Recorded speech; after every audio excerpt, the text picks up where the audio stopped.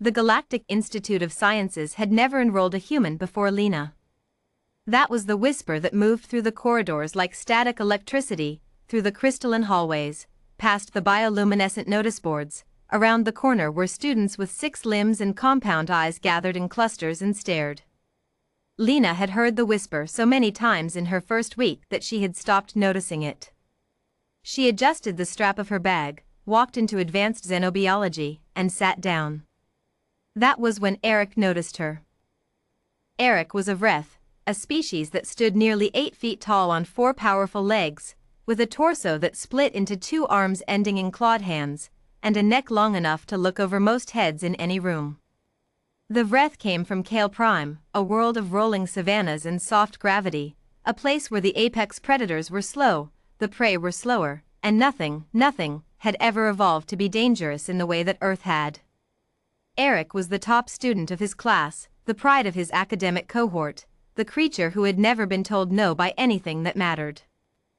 He looked at Lena the way a boy looks at a beetle he has found on the sidewalk, with mild interest in the distant consideration of whether to step on it. "You are the human," he said, his translator clicking each word into the standard tongue. Lena looked up from her tablet. "Last I checked." Eric's crest, a ridge of cartilage and iridescent skin along the top of his skull, flared slightly. Amusement. Contempt. The two emotions looked the same on a vreth face. "I have read about your world," he said. "Small. Wet. You have no carapace. No venom. No natural weapons at all."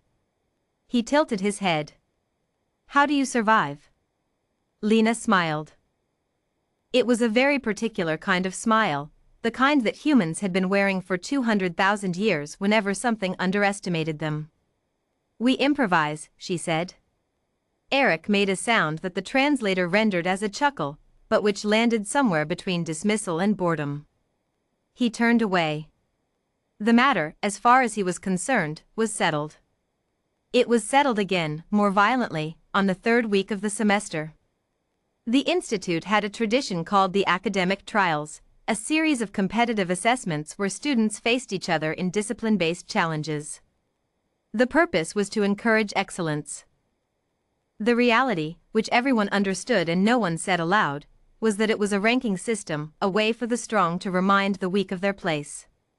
When the bracket was posted and Lena's name appeared opposite Eric's in the physical endurance and cognitive response module, the hallway outside the board went quiet for a moment. Then the buzzing started. Students crowded around. Bets were placed, in half a dozen currencies. The module was simple in structure, a gauntlet of physical obstacles interspersed with cognitive puzzles, run simultaneously. The student who completed more stages in the allotted time would win. Eric arrived at the starting line in full confidence. He rolled his shoulders. His 4 legs were planted wide, stable, ready.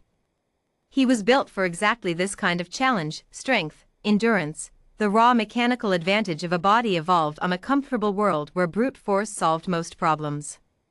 Lena arrived and stretched her calves. Eric looked at her. "You do not need to embarrass yourself," he said, loud enough for the gathered crowd to hear. "You can withdraw. I will not think less of you." A pause. "I could not think less of you." The crowd rippled. Some laughter. Some nervous silence from the students who had bothered to do their homework on humans. Lena finished her stretch.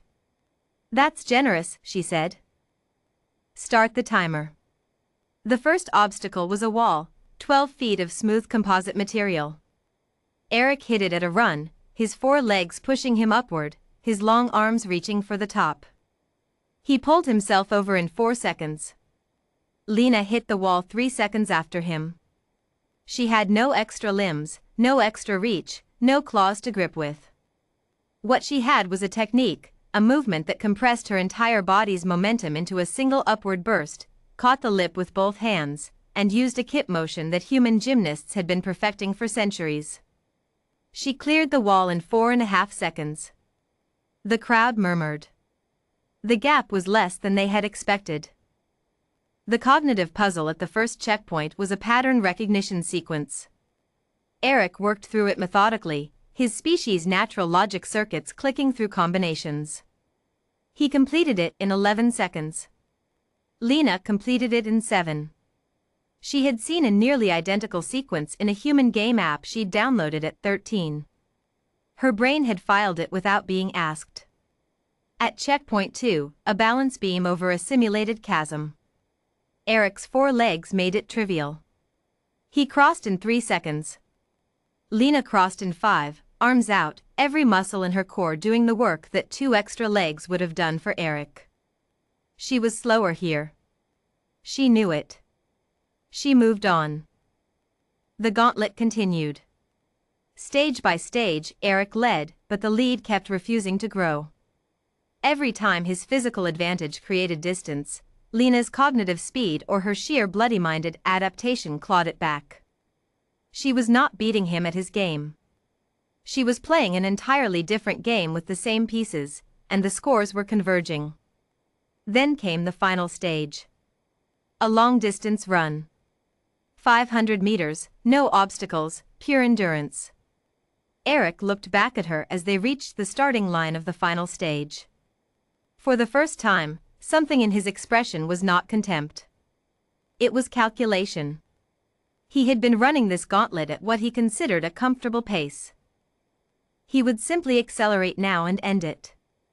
He did not know, because he had not read past the first paragraph about humans, what persistence hunting was. He did not know that Homo sapiens was one of the only creatures on Earth that could run down anything alive, given enough distance, because humans did not sprint to kill. Humans outlasted. The run began. Eric exploded forward. His 4 legs churned the track, and within the first 100 meters he had opened a lead of 15 body lengths. The crowd began to cheer. The calculation was obvious. The math was settled. Lena ran. She did not run like Eric. She did not run to match him or to impress anyone watching. She ran the way her ancestors had run across the Rift Valley, head forward, arms driving, breathing in a pattern so efficient it looked almost mechanical. Her stride ate the distance without drama. She was not fast.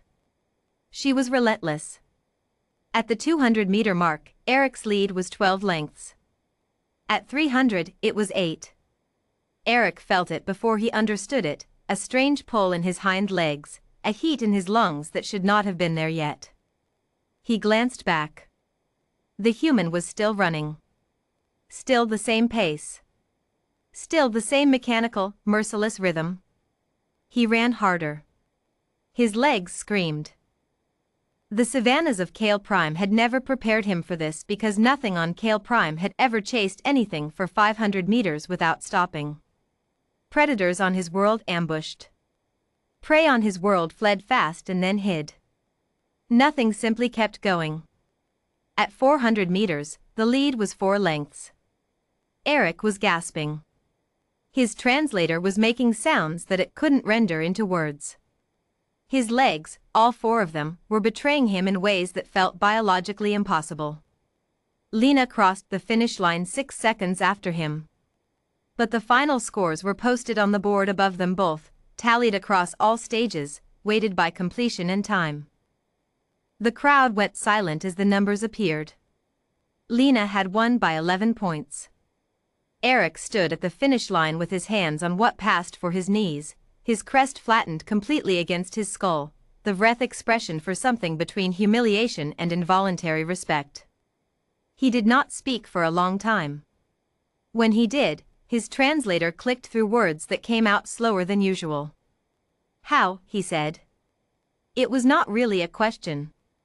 Lena was sitting on the track, drinking water from a bottle that had a sticker of a mountain on it, a mountain from a planet he had never thought much about. She lowered the bottle. She looked at him with the same expression she'd worn when he'd introduced himself. "We come from a world that wanted to kill us," she said simply. "So we got good at not dying." She capped the bottle. She stood up.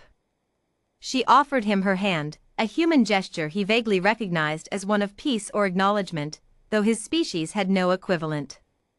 After a moment, Eric reached out and took it. Around them, the crowd was still silent, but it was a different kind of silence now.